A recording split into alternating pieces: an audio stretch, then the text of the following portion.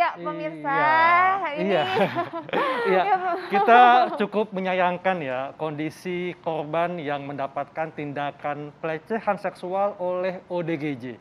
Dan tentunya ini membuka mata kita semua bahwa kita harus bisa memahami kondisi korban.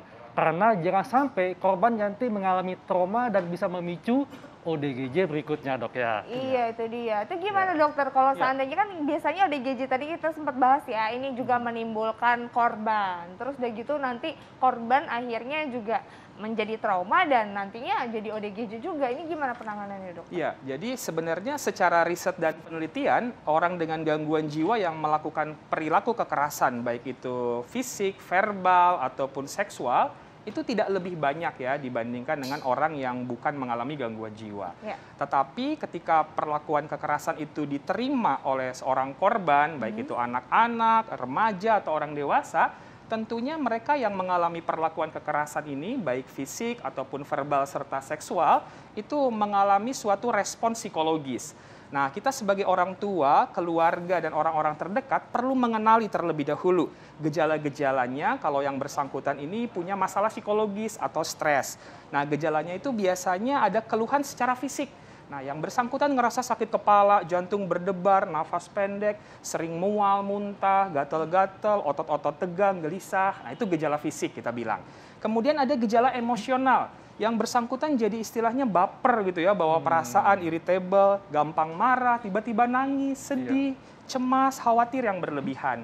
Kemudian gangguan perilaku, sulit tidur atau kebanyakan tidur, makan juga terganggu polanya, atau kalau pada anak yang masih kecil, dia sudah nggak ngompol nih, tiba-tiba kok sekarang jadi ngompol lagi. Nah, itu juga merupakan tanda dan gejala perilakunya. Dan yang terakhir adalah gejala kognitif.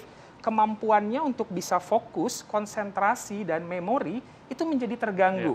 Pekerjaan yang tadinya mudah dan cepat dia selesaikan, ini kok menjadi lebih sulit dan lebih lama.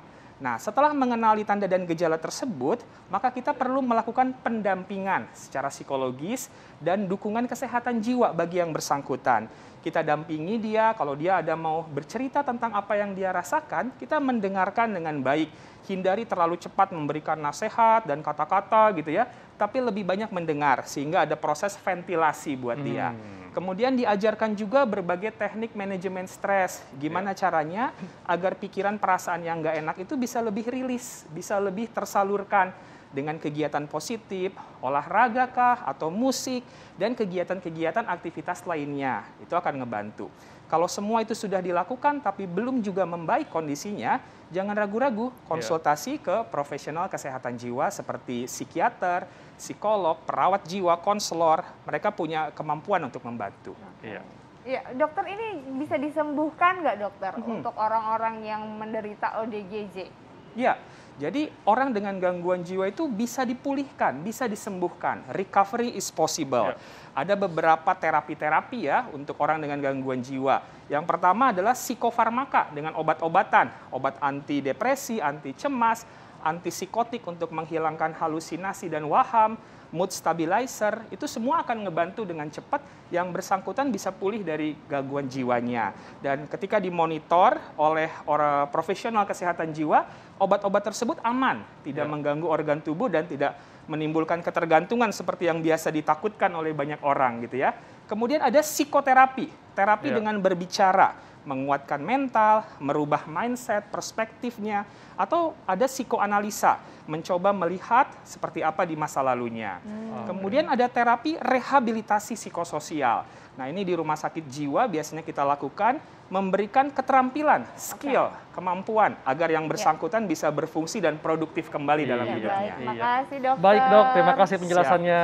Ya. Jadi penting sekali bagi kita untuk menjaga kesehatan jiwa sama halnya seperti kita menjaga kesehatan fisik kita. Yes. Iya. Terima kasih banyak dokter. Baik dok, Terima terima kasih. Nah pemirsa, ini sekaligus menutup perjumpaan kita hari ini. Jangan lupa terus saksikan Hidup Sehat setiap Senin sampai Jumat jam 9 sampai jam 10 pagi hanya di TV One. Ya, dan ingat tetap prokes dan lakukan vaksinasi. Saya Dr. Hekal. Saya Intan Somadina. Indonesia hidup sehat.